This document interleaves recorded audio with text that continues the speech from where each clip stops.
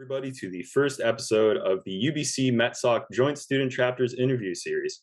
I'm joined with Professor Jing Liu, who's an assistant professor in the Chemical and Materials Department at the University of Alberta. How are you today, Jing? Good, I'm doing very well. Thanks for asking. All right. So, what year did you graduate from UBC, and who's your supervisor? I got my PhD degree in 2015, and my supervisors were Dr. Edward Aslin and Akram Al-Fantazi at Materials Engineering in UBC. All right. And what was your area of research during your degree? My PhD study was about the high temperature electrochemical behavior of titanium, basically corrosion of titanium for hydrometallurgical applications. All right. And what are you doing right now at your current role at the University of Alberta? Currently, I'm an assistant professor in CME at University of Alberta, which I started 2.5 years ago. All right. So what's your area of research currently at the University of Alberta?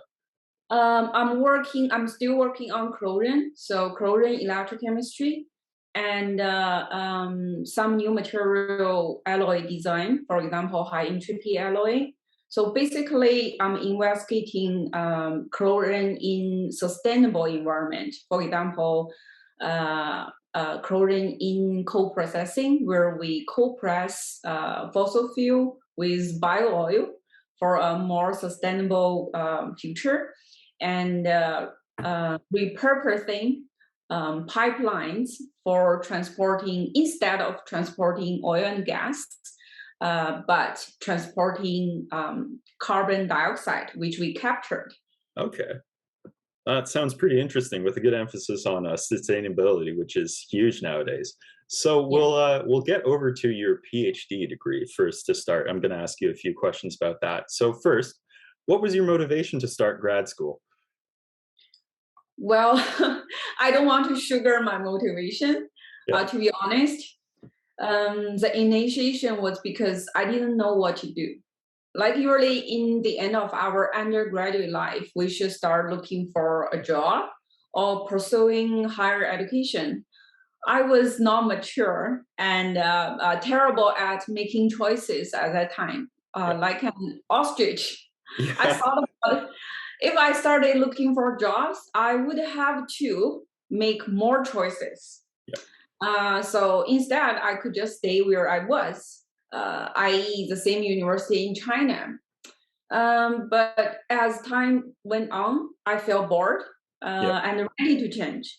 So at that time, one former group member came back from Australia and visited us and gave us a talk in our group in China. She inspired me to make a decision. I wanted this. She could make it. I definitely could. So I started looking for abroad research groups and eventually got an offer from UBC. Nice. Sounds like a pretty mature retrospective on the choices that you had at the time and where you were as a person and where you wanted to be. So thanks for that. How did you manage stress during grad school? I know you touched on that point earlier on. Well, you're in Vancouver. I was in Vancouver. It's lucky to live in Vancouver. Then when you have stress and anxiety, you could exercise, do some outdoor activities, and occasionally drinking with friends, right? There are lots of hiking trails, very close ski resorts, golf course, and very nice local brewer. Oh yeah. So in summer I hike, golf, and Vancouver is also the capital of yoga. So do outdoor yoga, and in winter, we can go for ski.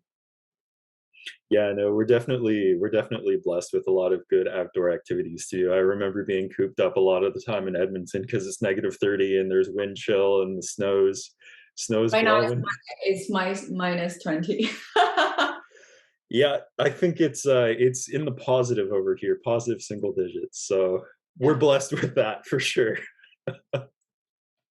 All right. I guess finally, do you have any other words of advice for grad students before we move on to your career search? No, I think we're good We're at good. this. Yeah. Okay. Almost. So this, I guess we'll move on to talking about your initial career search after you finished graduate school and what you ended up doing. So, how hard was it to find your first job after graduating? Can you go into details regarding your career search? It was hard. It was hard, and that's why I suggested all of us to be persistent and patient. Um, well, back to years between 2016 and 2018, I was searching job fairs every day. I even create a spreadsheet listing and keep adding opening positions around the world. I got a few interviews occasionally, but no positive feedback. However, I didn't consider all of this as a failure because the interview experience helped me improve my interview skill. And after all of this, I'm more clear on what the universities were looking for, what they are looking for from a faculty position, from a faculty. All right. Yeah. So that's definitely something stressful and something daunting that I'm not looking forward to myself actually once I graduate again because I worked for a few years after my undergraduate job and again it was really hard to find something and I'm sure with the going to be the same thing and persistence, right? Yes. What do you think looks good on a resume when you're applying to a faculty position? Well, What a are you faculty position covers for a faculty position focus on three things: your research ability, so which means if you have lots of publications, looks good, check. Um, Second part is teaching. If you had teaching experience, TA teaching experience, and if you had teaching evaluation, good teaching evaluation listed on your resume. The last part of our faculty duty is service. So if you have some volunteer or committee activities, for example, what you're doing right now is kind of service, right? yeah. So that's check. All of this will make your like a whole complete piece of faculty CV. So research, good research ability, good at teaching, good at service and communication. Yeah, I'm looking to hopefully get a TA position at some point, and that's something I want to venture into because I haven't really done anything like that. So, and I feel like it could only help me and teach me new skills. If a grad student wants to get into industry, what are some things that they could put on their resume as opposed to what you were mentioning earlier about a faculty position? What are some things that look good for a grad student on their resume if they want to enter industry? um, for industry are more looking for solutions, practical solutions. So they care about publication a bit, not as much as a faculty position, because they would like to know that you are a dedicated, hardworking person. But it would be good if your project, your research project, when you was a PhD, when you was a graduate student, related to an industrial problem. So they know that you are not just focused on things in theory, fundamental theory things. You are also a solid practical person. When did you decide you wanted to pursue a career in academia? What was sort of like, how did you come to that decision? Well, as I mentioned, a previous group member in China inspired me to pursue my overseas study. And for my career, definitely Dr. Esselin directed me to my academia career. I think a good mentor is also a good friend. He gave you lots of confidence. And during my time as his PhD student and PDF, I built up confidence and decided to go for a faculty position. As I mentioned to you, there's another lab mate in our group. He got faculty position in Queen's University. Yeah. We also have another one, another guy. He got a faculty position in US, and I'm the third one. Nice. It's good stuff. So you've got, I guess, a variety of outside influences as well as like coming to the decision on yourself. Just it's the people you surround yourself with, definitely for sure. Yeah, the Um, environment is very important. yeah, no, for sure. It's good to have people who you can bounce ideas off of and just get their side of the story. And that's kind of what we're hoping for with this interview experience is to answer some questions that some people might have. People Um, around you give you confidence. They can do it, you can do it. If people around you have never, for example, go to Mars, you won't think that's a opportunity, right? yeah. How have you kept involved with the CIM and MetSoc after you started your position at either Kemetco or at the University of Alberta right now? At Kemetco, that was briefly just a year, so I didn't get involved. But starting from and also because I was not the PI, I was Yeah, not the decision maker.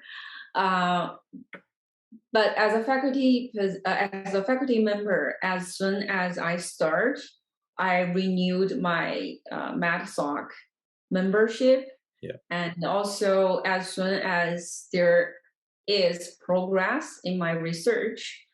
For example, last year in my group we had 4 presentations hmm, in MatSoc, and I was a symposium chair for corrosion and material degradation. I co-host a short corrosion course with a teaching fellow right now in SFU. And keep moving on. Actually, I was just invited as a keynote speaker for this year's com. nice. No, it's good to see some involvement after the fact. You know, it's definitely as a faculty member, there's a lot more opportunities for sure, like you were saying, compared to Kemetco. The last question I have for you is, where is your favorite place on the UBC campus? Beans around the world. Yeah, So I enjoy the path from beans around the world through Memo to Rose Garden. Because whenever I felt stressed, oh, I simply just want to have a lunch. I will have lunch at Beans Around World, that coffee shop. yeah. And after the meal, I will walk to Rose Garden and then come back to Frankfurt. Yeah, sounds like a good way to clear your head and just reset sort of thing. I know I could use that once in a while for sure. All right. So that's everything I have. Is there anything else that you'd like to tell the people who would be watching this video? What's very important and what has been overlooked is how to handle your emotion. I think that's very important for graduate student and for faculty members, for people who work. All of us are live and work under stress. So I think your interpersonal skill and your emotional intelligence will help you conquer all of this. Well, for sure. Yeah, it's working in a team and everything. You got to be able to deal with people in a respectful and productive manner for sure. And it's stressful when things aren't going the way that they need to be. You know, people can be mature and deal with things in a good way. I do agree with that.